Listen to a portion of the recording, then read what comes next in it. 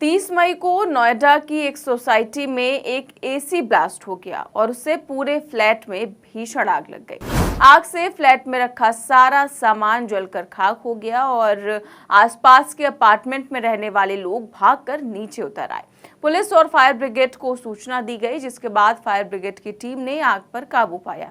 इस खबर को सुनने के बाद अब आपके जहन में भी ये सवाल उठ रहा होगा कि आखिरकार एसी में ब्लास्ट कैसे हो जाता है। तो चलिए आपको बताते हैं कि आखिर एसी में ब्लास्ट कैसे होता है और कैसे इससे बचा जा सकता है।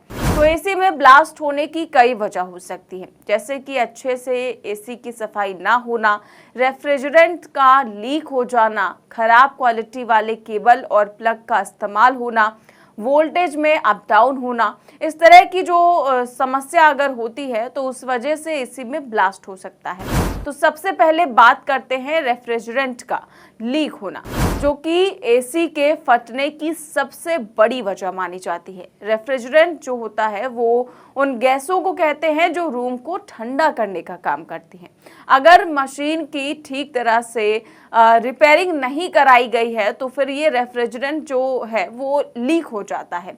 इसके बाद ये गैस इलेक्ट्रिक स्पार्क के कांटेक्ट में आ जाती है और उसकी वजह से ये धमाके का कारण बनती है।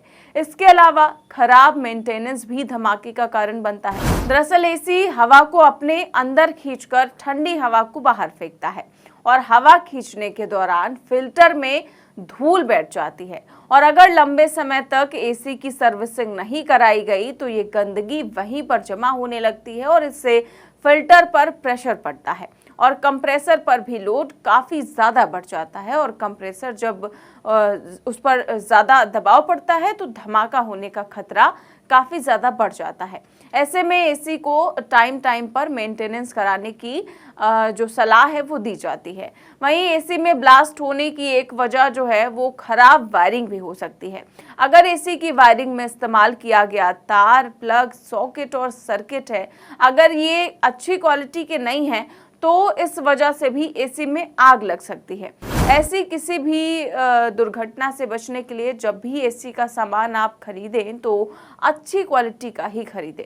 इसके अलावा धूल जमा होने से भी कंडेंसर कॉइल पर काफ़ी ज़्यादा बुरा असर पड़ता है और अगर गंदगी बढ़ती है तो हीटिंग प्रोसेस में रुकावट पैदा होती है, जिसकी वजह से धमाका होने के चांसेस काफ़ी बढ़ जाते हैं।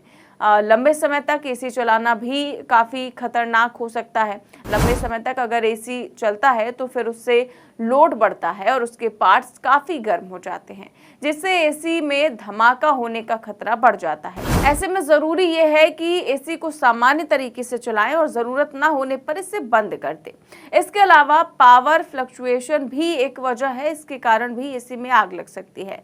अब चलते चलते एक ज़रूरी बात, लगभग 600 घंटों के इस्तेमाल के बाद एसी की सर्विसिंग बेहद जरूरी है और एक बार जब कमरा ठंडा हो जाए उसके बाद आप जो टर्बो मोड ऑन कर लेते हैं उसको ऑफ कर देना चाहिए और नॉर्मल स्पीड में अगर आप एसी चलाते हैं तो ब्लास्ट का जो खतरा है उससे आप काफी हद तक बच सकते हैं। तो कैसी लगी आपको ये इन्फॉर्मेशन, हमें कमेंट बॉक्स में जरूर बताएं।